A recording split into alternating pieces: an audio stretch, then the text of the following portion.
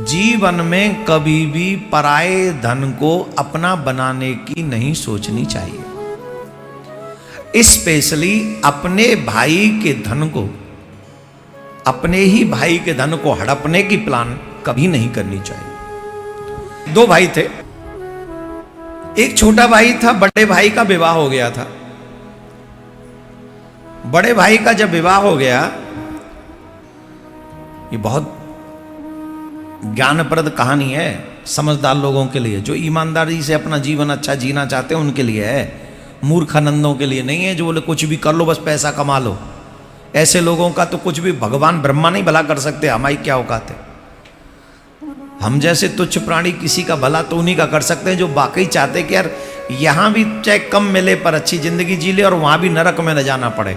ऐसे विचार रखने वाले जो साधारण लोग होंगे हम तो उन्हीं के काम आ सकते हैं। जो महानतम लोग होंगे उनके काम हम जैसा तुच्छ प्राणी कैसे आ सकता है। कई लोग बड़े महान होते हैं जिनका पूरा जीवन इसी में निकल जाता है, इसको गिराओ, इसको उठाओ, इसको पकड़ो, इसको खा जाओ, इसका खा जाओ, छुना लो, बचे ना। बेटा ईश्वर की मार से तो कोई नहीं बच पाया। तो जो ऐसे लोग हैं जिनका हमेशा दृष्टि दूसरों के धन पे लगी रहती है, उन लोगों को ये कहानी जरूर सुननी चाहिए। दो भाई थे, बड़े भाई का विवाह हो गया था, छोटे भाई का विवाह नहीं हुआ था।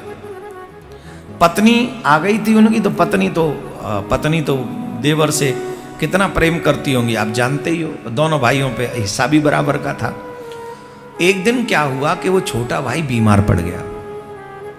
बीमार पड़ गया तो भाई इलाज करा ही रहा था। भाई से को तो अटैचमेंट था ही थोड़ा बहुत, ये करो वो करो, ये लाओ, वैद्य को बुलाओ, इसको बुलाओ, सब चल रहा था सिस्टम। भैया ये ला जाओ जाओ।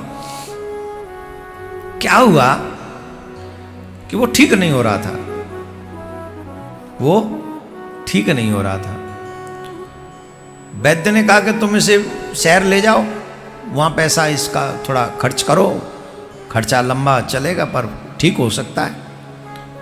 तो आके बैठा वो अपनी पत्नी के पास में, पत्नी से कहा देखो हमारा भाई बीमार है और ये भाई जो है बचेगा तो तभी जब थोड़ा बाहर ले जाएं शहर में और इसका इलाज कराएं, वहाँ पैसा बड़ा खर्चा होगा। तो पत्नी ने कहा सुनते हो, अब कहाँ ले जाओगे, कैसे ले जाओगे, इतना पैसा खर्चा भी करे तो पता नहीं बचे न बचे, और फिर इसे तुम बचाना क्यों चाहते हो। अरे भाई है हमारा। अरे भाई है, अभी तो इसका विवाह हुआ नहीं है। बोले नहीं हुआ। अरे ये मर जाएगा तो इसका एक तो पैसा खर्च नहीं करना पड़ेगा हमको, नहीं समझे, एक तो हमें बाहर खर्चा नहीं करना पड़ेगा, दूसरा जो इसका हिस्सा है वो भी हमारा हो जाएगा। तो काहे इसको बचाने में लगे हो, जो हमारे बच्चे होंगे उनको और ज्यादा खेत क्यार मिलेगा। ये लोभ भाई को क्लिक कर गया। भाई ने कहा हाँ ये बात तो मैंने सोची नहीं। तो फिर कहा एक और बात सुन लो। बोले क्या। बोले सुनो एक बात। क्या। अब पता नहीं है, ऐसे परे परे भी ठीक हो सकता है ये। तो बोले किसी वैद्य से बात करो और इसकी दवाई में जहर मिलवा दो, जल्दी मरे तो फंड कटे, और वैद्य को थोड़ा बहुत दे देना, और रिश्तेदारों को डाउट भी नहीं होगा कि हमने मारा है, सब कहेंगे बीमारी मर गया। कई लोग पत्नी व्रता होते हैं, बड़े धार्मिक प्रवृत्ति के कई लोग पत्नी व्रता होते हैं, जो पत्नी देवी कह दे वही करते हैं। तो उन्होंने बात की और जाके वैद्य से बात की। वैद्य से बात की, वैद्य भी एग्री हो गया और उसने दवाई में जहर मिलाकर उसको दे दिया और उससे जवान भाई की मृत्यु हो गई। अब ये जवान भाई की मृत्यु किसके कारण हुई। भाई के कारण, बड़े भाई के कारण। और अभी तक तो वो इतना सोचा कि उसके घर में कोई पुत्र नहीं था, कोई पुत्र नहीं था, तब इतना सोच लिया उसने, संतान ही नहीं थी कोई। इसके 1-2 साल बाद उसके घर में एक बच्चा हुआ। 1-2 साल बाद बच्चा हुआ, बड़ा खुश हुआ, बड़ी पार्टी सार्टी हुई, बड़ा खर्चा किया और तुरंत उसका विवाह भी करा दिया। 15-16 साल का हुआ तो उसका विवाह करा दिया। अब जब विवाह हो गया, विवाह भी हो गया उसका,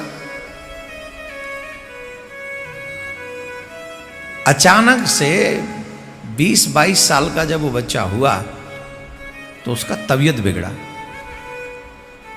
इकलौता बेटा था, तबीयत बिगड़ी। और तबीयत जब बिगड़ी, पुराना जमाना था, तो अब पिता ने बड़ा इलाज के लिए खर्चा किया, ये कर वो कर, इसको कर वो कर, बहुत खर्चा किया।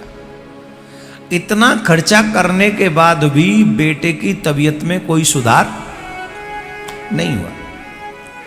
जब बेटे की तबीयत में सुधार नहीं हुआ तो एक दिन पिता बैठा हुआ था अपने बेटे के पास में।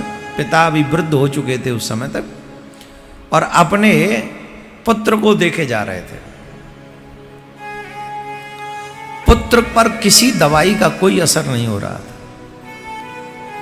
और उसका शरीर डे बाई डे गिरता ही चला जा रहा था। तब उस पिता ने आंसू भरकर अपने बच्चे को देखा। तो जब बच्चे ने देखा कि मेरा पिता रो रहा है, तो अचानक से उस बच्चे ने कहा, अच्छा भाई साहब अब हम चलते हैं। क्या कहा? अच्छा भाई साहब अब हम चलते हैं, आपका और हमारा हिसाब किताब चुकता हो गया। अब तो आपके पास बस उतना ही बचा है जितना मेरा कफन में और अंतिम संस्कार में खर्चा होगा, उतना बचा है, अब चलते हैं। पिता ने कहा, पिता को लगा कि इसकी तो बुद्धि भी गई, इसकी तो बाड़ी भी काम करना बंद कर दिया, अब तो ये उलझन क्या क्या बोल रहा है। अभी तक पिताजी पिताजी कहता था, अब भाई साहब बोल रहा है। अरे बोले तू ठीक तो है? बोले भाई साहब एकदम परफेक्ट हूं मैं। तो भाई साहब क्यों कह रहा है? पिता हूं मैं तेरा। अरे बोले आपकी गलत फहमी है, मैं कोई बेटा बेटा नहीं हूं आपका, हूं तो मैं आपका भाई। आपने जो मुझे जहर दे के मारा है, जिस प्रॉपर्टी के लालच में मारा है, वो सबको ठिकाने लगाने आया था। लग गई ठिकाने, शेष तो नहीं है।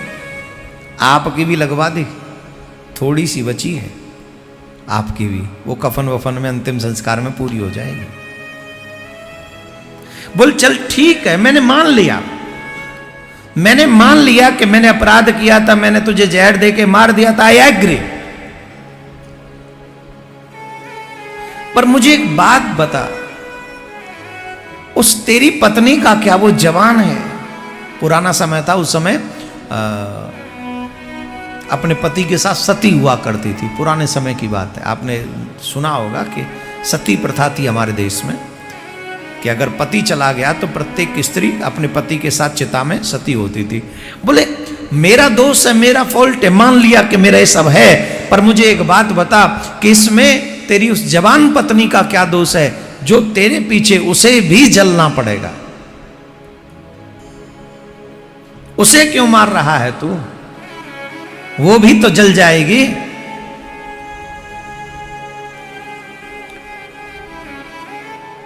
उसने कहा भाई साहब,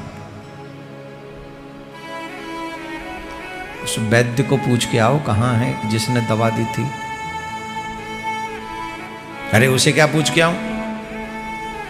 वो तो तुम्हारे 2-2.5 साल बाद वो भी मर गया था, अब उससे कहां पूछूं? बोले वो मर गया था? बोले हाँ।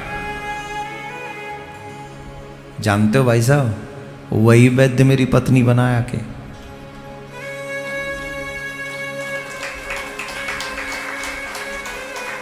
जिस वैद्य ने थोड़े से लालच में आकर मुझ जवान को दवा में जहर दे दिया था, वही वैद्य इस जन्म में मेरी पत्नी आकर बना है। मैं तो मर रहा हूं अपनी मौत, और वो मरेगी जलकर। एक बात याद रखना भाई साहब, अवश्यमेव भोक्तव्यम कृतम कर्म शुभाशुभम न क्षीयते कर्म जन्म कोटि सतेरपि। जो मनुष्य जैसा कर्म करता है उस मनुष्य को अपने कर्मों का फल भोगना ही पड़ता है। देर सवेर की तो बात छोड़ो, करोड़ों जन्म लेने के बाद भी वो उस कर्म से बच नहीं सकता, उस फल को भोगे बगैर बच नहीं सकता।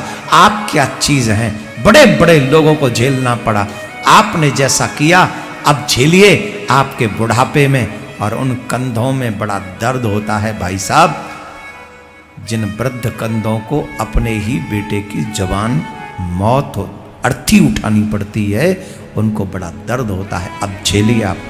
Good bye, Radhe Shyam.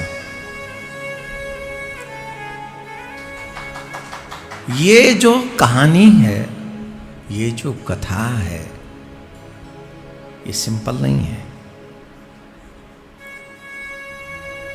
आज बड़ा बनने के चक्कर में हम क्या बुरा नहीं कर रहे समाज के साथ, अपनों के साथ, कुछ भी करते हैं और भूल जाते हैं। हाँ, थोड़ा समय से हो सकता है, थोड़ा समय लग जाए सामने आने में, फेस करने में थोड़ा समय लग जाए, लेकिन फेस करना पड़ेगा।